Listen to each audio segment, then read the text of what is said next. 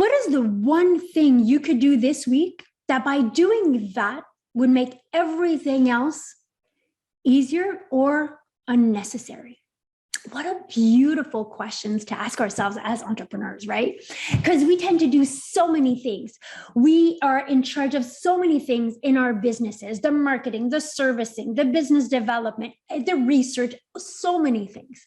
And I remember a mentor of mine kept on saying, instead of doing 1,000 things once, do one thing 1,000 times. And it's true, right? That's where excellence is.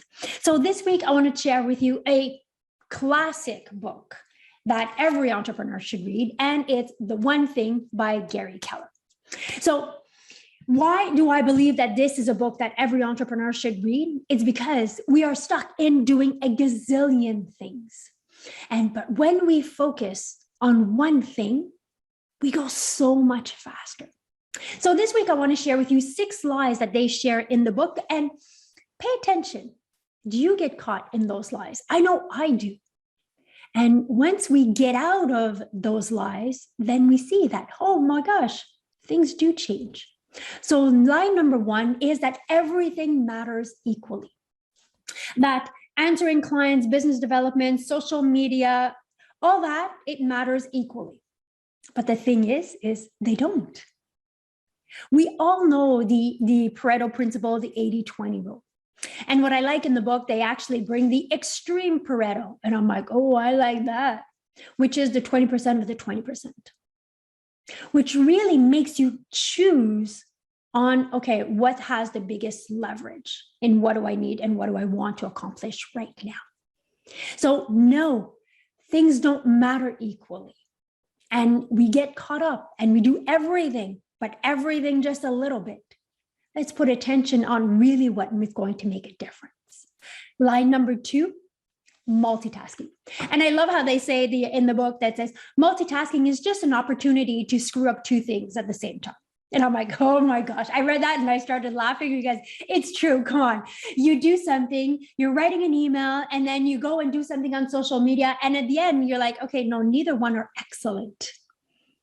So, and I read another article recently that said only 2% of humans are able to multitask. I don't know about you, but I know that I'm not part of the 2%. Even if I thought I could multitask. So now what do I say myself is when I'm doing something and then an idea pops up and I'm about to go and do it. And I'm like, is this what I want to be doing right now? I'm like, no, okay, stop, go back. Or I'll tell myself, Sarah, start by finishing. Finish this, then you can go to the next thing. But as entrepreneurs, we're so enthusiastic, right? We want to do things, we have ideas, we want to get things moving. But the thing is, we get a lot of things moving. It's like we have a lot of pots on the stove, but at one point, something's going to stick. So ask yourself, do you have a tendency to multitask? Could you start talking to yourself and saying, start by finishing? And then really go into that excellence mode. Line number 3 is a disciplined life, adding more, that we need more discipline in our life. It's not about adding discipline. It's about doing the right things right. We excel in things that don't make a difference. I have entrepreneurs and I tell them with a lot of love, I'm like, right now you are a very expensive assistant. That is outside of your zone of genius. So don't start putting structure on things that are not on your in your zone of genius. We don't need more discipline. We need to have more intention. Line number 4, which I love. I actually love all these lies, but willpower will always be on call.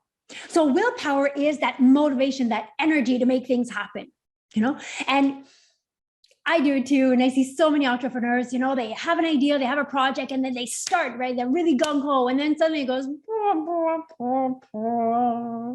where we kind of lose that drive. Motivation is the most intangible of intangibles. So instead of counting on motivation, understand that motivation is not an external factor, true motivation, it's an internal factor. This is also where you want to pay attention. What do you eat?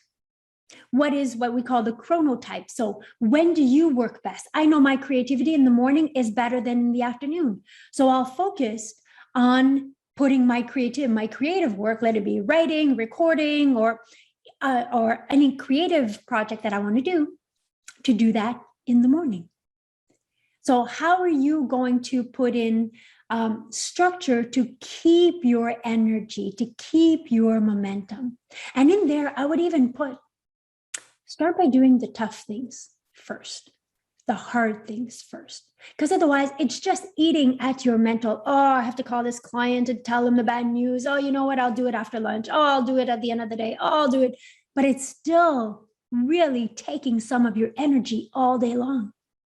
So willpower won't always be there. Make sure you actually take care of what you're putting in, take care of when your energy is level, is at its best, and work with that. Lie number 5 is something that's very trendy. It's been trendy for a while, is having a balanced life.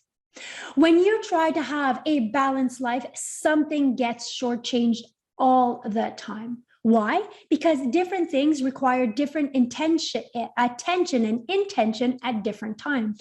So having a balanced life is temporary. Right now in my business, maybe the marketing needs more attention and I will let go of the business development. Right now, maybe I should put aside the business development and put in some methodology, some processes to bring in some efficiency in my business. So I have more time space, I have more mental space.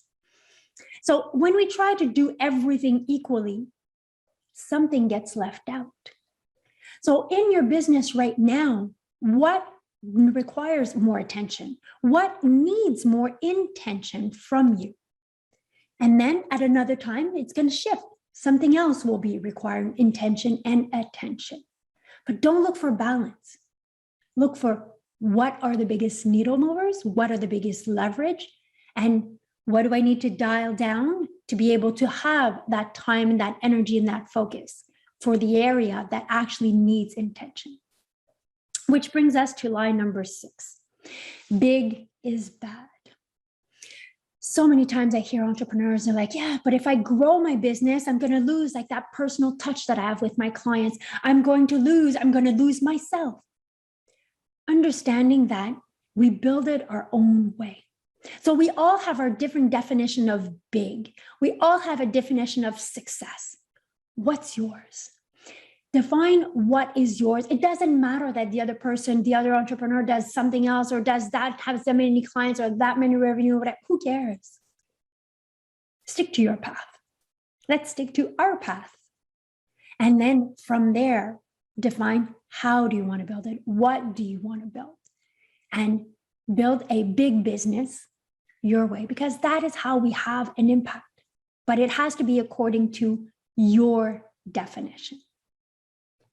So if you've never read this book, I highly, highly recommend the book. It's a classic and it's for a reason, because the one thing is understanding what is your one thing. What is the one person that you should meet that's going to help you in your business? Who is the one person you should hire that actually is going to make a difference, going to give you freedom of time? What is the one skill that you could develop, should develop in your business? Because all in all, there's only one life that we need to live, that we have to live. And I don't know about you, but I live my day more and more with the intention of, on my last breath, I will be able to say, I gave everything I got. But the only way that I'll be able to say that is if I focus on my one thing. If I dabble on a lot of things, I won't make the impact that I want to have. I won't make the difference, and I won't help the people I want to help. And it's the same thing for you. So once you understand what is your one thing, that's where we really see that so much more is possible. Thank you for being here week after week, and I will see you next Tuesday.